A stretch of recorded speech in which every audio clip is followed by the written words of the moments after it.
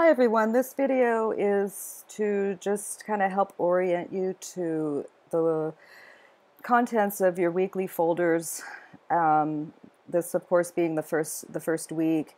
I'm going to try to make every week kind of laid out about the same so that there'll be some consistency and basically what you'll see every week when you open up your folder is the first thing you'll see is a to-do this week folder, and within that subfolder will be your whatever assignments are meant for you to start on that week. Make sure that you note that it says read everything, all the videos and readings and everything below before even attempting this. So I have this at the top so that it's easy for you to find, but that doesn't mean it's the first thing I want you to do. First thing I want you to do is, of course, review all of the topics and objectives that we'll be covering for the week, making special note of any terminology that I want you to kind of keep your eyes out for. Let's see, and then, but below the topics and terminology, I will have a box that contains all of your assignments, all your reading assignments, any videos that I want you to watch. If it's in the Digital Foundations book, I will go ahead and provide links directly to the chapters that I need you to read. So I'm trying to keep this just as simple as possible. I'll show you around those chapters in just a second, but before I do that, I just wanted to go back up to the topics and objectives section. This first week you will be, of course, getting a brief introduction to Adobe Illustrator, and I'm not going to say it's an easy program. I think that it can be as easy or as difficult as you make it, because it's certainly capable of doing a lot of really complex things. But for our purposes right now, we're going to try to keep it simple. I just want to point out a few things in this long list of topics and objectives that really isn't as long as it looks. When you're doing your reading, please pay special attention to vector versus bitmap. I'll talk about that a little bit more in just a moment. There's going to be a chapter that talks about copyright laws, and that's important as well. And most of this terminology here, just keep your your eyes open for this. This will all be covered in your text and in any videos that I assign. So I've got 3 things for you this week. I have 2 chapters in Digital Foundations for you to read, and I have about a 45-minute tutorial video on how to get started with Adobe Illustrator. And so this is a great video series. I really like this. I really like the way they present things. They make it just really easy to understand. I'm just going to take a quick peek in chapter 1 here and point out a couple of things that I want you to make sure you don't overlook. Pretty much just start at the top and work your way down, and don't do anything until you've done whatever came before it. So the first thing, there's a short, about a 12-minute long video that introduces you to the practice exercise you'll be doing later on. Some really interesting information just about the history of computer graphics, and you're going to. Some of this you probably already know, some of it you might not, but you're going to be expected to know this stuff. So make sure you read it carefully. This is what your Chapter 1 exercise is going to look like. And there will be some very detailed instructions for you farther on down. So what I would recommend is every time that they have a little exercise in here, go ahead and actively do this as you're reading. I know that you all know how to create a folder. I know that you all know how to save a file, things like that, but they have some really good tips in here on some, professional ways of doing these things. And I'm going to talk to you guys later in the semester about how I want you to organize your files and name them. For now, just go ahead and do whatever they tell you in this exercise.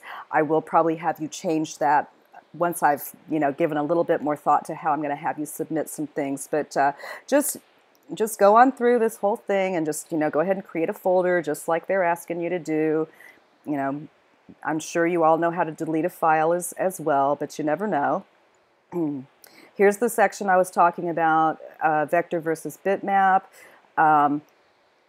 We'll be discussing this throughout the semester, and really make sure that you, kind of follow through and understand what these are. Basically, Adobe Illustrator is vector, and that's what we're starting out on, and it basically means that all of your images are kind of made up of mathematical formulas, and pixels are used to represent the images on your screen, but in reality the pixels don't really exist. They're just kind of a way of you seeing these mathematical formulas on your screen, whereas a what might be called a raster, a bitmap, or a pixel continuous tone file, these are actually made up of pixels. These files are a lot bigger, and this is of course what Photoshop will look like. So we'll kind of have some good hands-on comparison between the two in a couple of weeks when we get started on Photoshop.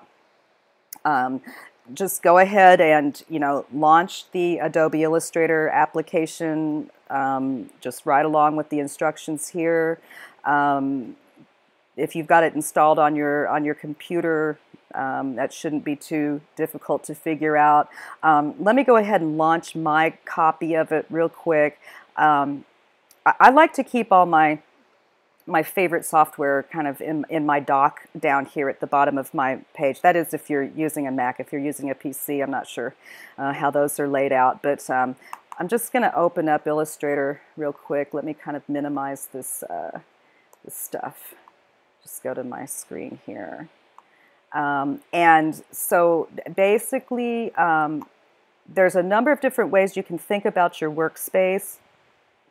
And what they're going to ask you to do in the tutorial is just set your window workflow on essentials. And what that's going to do is it's going to just pull up the palettes and the tools that you need for a certain type of workflow. There's a lot of tools, a lot of palettes, a lot of things that Illustrator does, and you certainly don't want it all on your desktop at the same time, because then you won't be able to actually see anything you're working on. So just make sure that you do go to Workspace Essentials. Okay, when you get into your Illustrator. Okay, let me kind of come back to the chapter here. Okay, and then this is going to be your exercise. It's asking you to actually just download some files, and let me scroll back up to the top because I think I skipped that. Yeah, right here. If you click here, it's going to let you download an Adobe Illustrator file, like the one I have here on my desktop. Well, I have it on there somewhere, and you've got this whole thing ready to go. So all you have to do is basically download that file and go along with the instructions. So everything you need is already in there. All the instructions are here. There's a couple of different tutorial demos for you to look at that just kind of present this in a different way.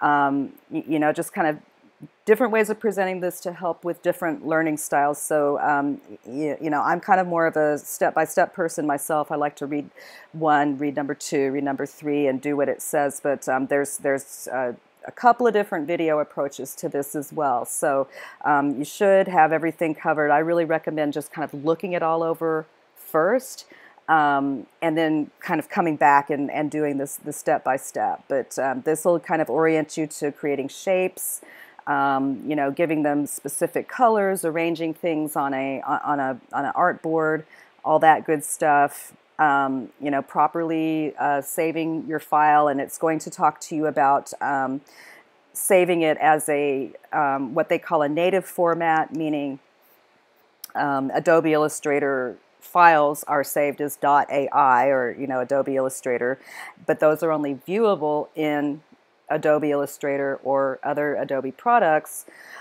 So if you want people to be able to look at it online, or you need to email it to them or whatever, and you don't want them to edit it, you need to know how to save it as a JPEG and a PDF. And basically, I want you to do both. The video that is in the text talks about saving it as a PDF. There's another video with your assignment that talks about saving it as a JPEG, and I want you to do both. Okay, so anyway, just read that whole thing. And there is also chapter 2 is really interesting. What I recommend doing with this is, you're not required to actually actively go along and do these exercises as you read, but I recommend that you do. Chapter 2 is all about getting images off the internet and using them in your work, and what is legal, what is not legal. How we define fair use, how we define copyright, how do we define originality. And so we'll come back and talk about this a lot, especially when we get into the Photoshop portion of this course, because you will probably be, referring some to stock photography or some other things that you may find online. And we need to be very, very careful that we're not taking anybody else's work and representing it as our own. So I think you should go ahead and do the little Google exercise with them. Just as they say, you're going to be expected to know this stuff anyway. So if you're an active learner like I am, I learn these things best if I actually do them along with the reading. So whatever works best for you, but you're responsible for knowing all this stuff. It will be assumed, throughout the course that you know what these things are. So take that and think about it as you like to. If you want to know more about licensing your work, it's right here. Appropriation is defined, fair use and appropriation, and what it's going to take for something that you've borrowed from someplace else to become original once it's within your work. Really important stuff here. Okay, it's going to talk about stock photography websites, and we will be talking about that quite a bit when we get into Photoshop. I'm going to have you taking as many of your own photographs as you can for Photoshop projects, but it might not always be possible. And so here it's going to kind of explain what stock photography is, and also kind of tell you the advantages and the disadvantages of using stock photography. One thing is these are very professional looking images, but at the same time they're also kind of fakey, like they're saying nobody ever looks this happy when they're talking on their cell phone, right? So go ahead and go through all of this. You don't really have an assignment attached to it at this time, but you will be responsible for knowing it. It's super important stuff. Okay, after you've read the first 2 chapters, I have the video for you to watch. This is put out by Adobe, and I really like the Adobe TV tutorials. I think that they're very comprehensive, very easy to understand, somewhat entertaining, not real entertaining, but the people who put them together have a personality. Let's just put it that way. This is about a 45-minute video, so make sure you've got kind of a block of time that you can watch it. I recommend taking some notes, and I recommend also bookmarking this page so that you can come back to it if there's something. It's like, yeah, I remember that he did this in the tutorial, but I don't remember how. It's the top 10 things people want to know about just barely getting started with Illustrator, and I really like the way he presents the workspace. One thing that he does in here that I'm going to recommend but not require is he creates a yin-yang symbol in Illustrator. And in my face-to-face classes, that's something that we do just kind of as a first class day activity. We all kind of go and create the yin-yang symbol together, just to kind of familiarize ourselves with some of the more simple, aspects of Illustrator. And it's a simple project. For some people, it might be easier than it is for others, but ultimately it is a pretty easy project. That doesn't mean that you might not hit some snags. I still hit snags when I try to do this project sometimes. So you don't have to do it, but I strongly recommend that you try it. Open up Illustrator and just kind of go along with him, do what he does, and stop the video or rewind or whatever you need to do to stay caught up with them. That's my suggestion. But after you've done all that, then you can go into your week 1 folder. And so I've got a to-do this week. I'm going to always have a little box here that kind of lets you know what the contents of that folder are, and it'll always say, read all the stuff below before you even attempt any of this. So inside the folder is your practice assignment for this week, and you'll have probably already downloaded the files that you need for it, because those were in Chapter 1. I've got some very specific instructions here. I want you to save the file in 3 different ways. In its native format as Adobe Illustrator, save it as a PDF, and they explain how to do that in the video in Chapter 1, and save it as a JPEG, which Mr. Perez explains in this video right here. Mr. Perez is another one of the graphic arts instructors at South Texas College, and he presents this assignment in a slightly different way from how it's presented in the Chapter 1 video, and I like seeing it in a number of different ways, because it just kind of shows you how many different ways there are of thinking about things to get the same result in the end. I'm going to have you use the JPEG version of your completed project to hand in for a grade, but I'm going to ask that you have all 3 of these ready when I ask for them. I'm still trying to kind of devise a system how I want you to hand in your native files and your native format files and everything else. It's probably going to be through Dropbox, but I just haven't quite figured it out yet, okay? But have them on hand. Be prepared to rename them. When I come up with a naming system, I'm going to want you to follow that kind of to a T. Back everything up, okay? You're responsible for having at least 1, preferably 2, backups of everything you do in different spaces. Back stuff up on your desktop computer. Put it on a thumb drive. Put it on a portable hard drive. Whatever you need to do, you should have it in at least 2, preferably 3 different places. Sometimes I will ask that you resubmit something went wrong, I couldn't open a file, whatever. You would never ever give a client your only copy of something, and you would never ever give your instructor your only copy of something. So, if your client or your instructor asks you for a copy, it's to be assumed that you have one, okay? So make sure that you just keep everything safe, and when I'm ready for it, I'll let you know exactly what I want you to do with it. Whenever you submit something, I'm also going to ask that you write a submission statement.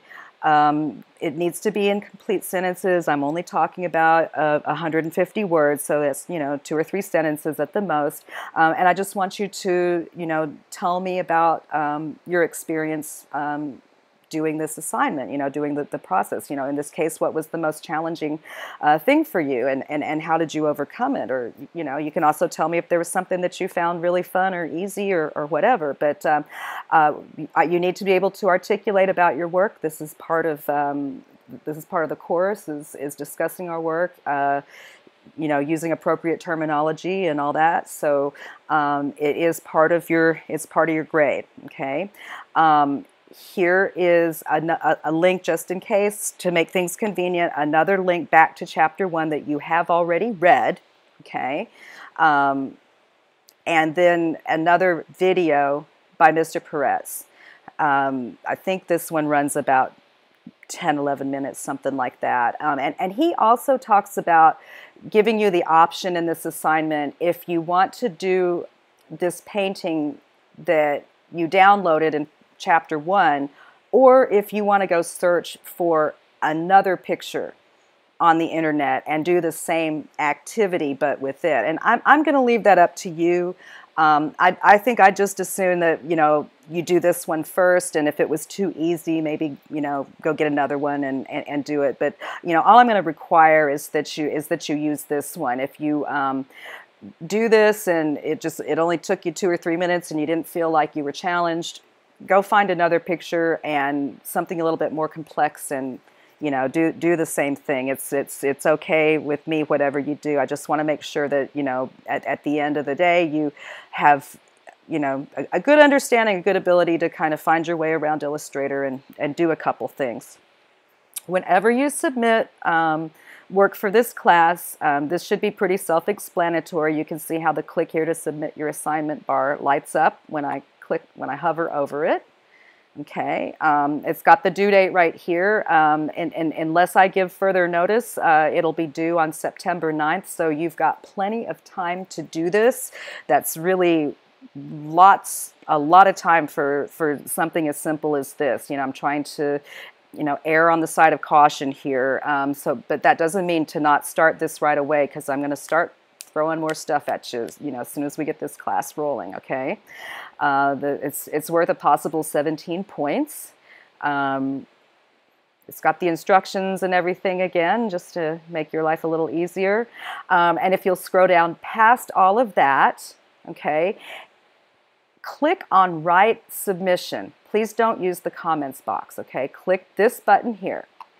And that's going to bring you up to a little box like this, and enter your statement here. Okay.